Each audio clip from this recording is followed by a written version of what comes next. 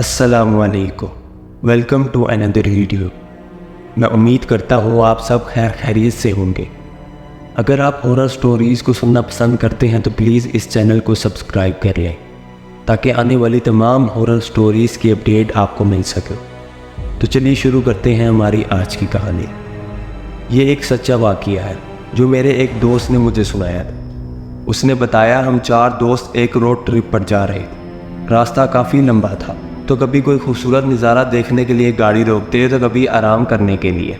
ایسے وقت گزرتا رہا، ہم بات چیت کرتے ہوئے سفر کے مزے لے رہے تھے۔ اب رات ہو گئی اور اب ہمارے سامنے مزے غائب ہونے والے تھے۔ ایک سنسان روڈ سے ہو کر گزرنا تھا کیونکہ مین روڈ کی مرمت کا کام چل رہا تھا، تو ایک متبادل راستہ بنا دیا گیا تھا۔ راستہ پتھریلا تھا اس لیے گاڑی سست رفتار میں چلا رہے تھے۔ اچانک گاڑی بند ہو گئی۔ بہت کوشش کی دوبارہ سٹارٹ کرنے کی، مگر نہیں۔ بعد میں پتہ چلا کہ بیٹری لو ہے۔ دھکا لگا کر بھی سٹارٹ کرنے کی کوشش کی مگر کامیاب نہیں ہو پائے۔ اب سنسان روڈ تھا، نہ بندہ تھا نہ بندے کی ذات۔ کافی ٹائم گزر گیا مگر کوئی بھی گاڑی وہاں سے نہیں گزری۔ کچھ دیر بعد ایک لالٹین کی روشنی دور سے آتی دکھائی دی، آہستہ آہستہ قریب ہوتی جا رہی تھی۔ ایک بزرگ تھے، نورانی چہرہ تھا۔ انہوں نے مجھ سے مخاطب ہو کر کہا، بیٹا کتنی دیر سے یہاں پر ہو؟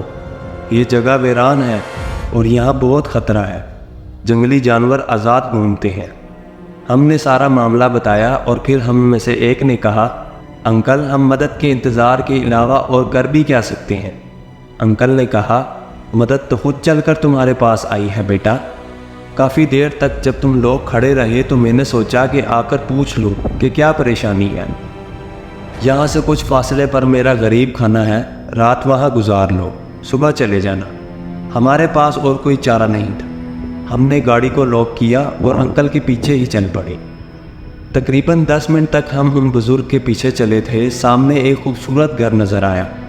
لو بھائی، یہ ہے ہمارا غریب خانہ، آپ کو یہاں ضرورت کی ہر چیز ملے گی، آپ کی مہمان نوازی میں کوئی کمی نہیں ہوگی۔ یہ کہتے ہوئے وہ بابا گھر میں داخل ہوئے۔ باہر سے جتنا خوبصورت تھا اس سے زیادہ اندر سے خوبصورت تھا۔ پرانے وقتوں میں بنایا گیا گھر تھا مگر ایسا لگ رہا تھا جیسے ابھی کچھ ہی سال ہوئے ہوں گے تعمیر ہوئی۔ خیر ہماری خوب خاطر توازی کی گئی۔ ہم سب فریش ہوئے تو ان بزرگ نے کہا، پہلے کچھ کھا پی لو پھر آرام کرنا۔ دسترخوان پر پکوان ہی پکوان سجے ہوئے تھے۔ چھوٹا بڑا گوشت بنا ہوا تھا، ہرن کا گوشت تھا، ٹکا بوٹی وغیرہ۔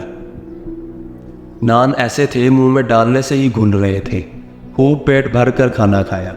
کچھ دیر وہ بزرگ ہمارے پاس بیٹھے رہے، باتیں کرتے رہے۔ ایک عجیب بات یہ تھی کہ گھر میں ہمارے اور ان بزرگ کے علاوہ کوئی نہیں تھا۔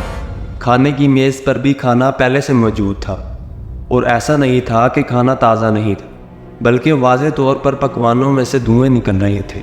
کچھ دیر بعد وہ بزرگ بولے کہ بھائی ہم بھی کہاں آپ لوگوں سے گفتگو میں مصروف ہو گئے، باتیں تو ہوتی رہیں گی، آپ لوگوں نے لمبا سفر طے کیا ہوگا، آپ لوگ آرام کر لیں، کل پھر آپ لوگوں کو طویل سفر طے کرنا ہے۔ باقاعدہ کمروں میں سیج بچھی ہوئی تھی، مکمل اہتمام تھا۔ بیڈ ایسے آرام دہ تھے کہ لیٹتے ہی ہم سب سو گئے۔ صبح ایک عجیب منظر سامنے آیا، نہ وہ گھر وہاں تھا نہ ہی وہ بزرگ موجود تھے اور ہم چاروں زمین پر لیٹے ہوئے تھے۔ ہمارے آس پاس بنجر زمین کے سوا اور کچھ نہیں تھا، بس کچھ ہڈیاں تھیں جو رات کو ہم نے دعوت اڑائی تھی۔ ہم نے اپنے کپڑوں سے دھول جھاڑی اور سنبھالا۔ رات کو جس سمت سے یہاں تک آئے تھے اندازے لگاتے ہوئے جیسے تیسے گاڑی تک پہنچنے میں کامیاب ہوئے، اور حیران کن بات یہ تھی کہ گاڑی ایک سلف پر سٹارٹ ہو گئی اور پیٹرول میرے مطابق آدھا ٹینک تھا مگر اب ٹینک فل بتا رہا تھا۔ جو کچھ بھی ہوا تھا ہمارے ساتھ سمجھ سے باہر تھا۔ اللہ اللہ کرتے ہوئے سفر جاری رکھا مگر ہم سب کو جیسے سانپ سونگھ لیا تھا۔ کبھی نہ چپ ہونے والے ہم سب گونگے بہرے ہو گئے تھے۔ سمجھ نہیں آ رہا تھا کہ جو کچھ ہوا حقیقت تھی یا خواب۔ تب سب کچھ صاف ہو گیا تھا کہ ان بزرگ کو ہماری گاڑی اتنی دور کیسے نظر آئی، ان کے گھر میں کوئی کیوں نہیں تھا، اتنے سارے پکوان اتنی جلدی کیسے تیار ہو گئے۔ بہرحال ایک بات تو سمجھ آئی تھی کہ ہم کسی مسلمان جنات کے ہاتھے چڑھ گئے ہیں۔ خیر انہوں نے ہماری کافی خاطر توازی کی تو ہم بھی ان سے خوش ہو گئے۔ میں امید کرتا ہوں آپ کو آج کی کہانی پسند آئی ہوگی۔ اگر پسند آئی ہے تو پلیز اس ویڈیو کو لائک کر کے چینل کو سبسکرائب کر لیں۔ میں ملتا ہوں آپ کو اگلی کہانی کے ساتھ۔ اپنا خیال رکھیے گا، تب تک کے لیے اللہ حافظ۔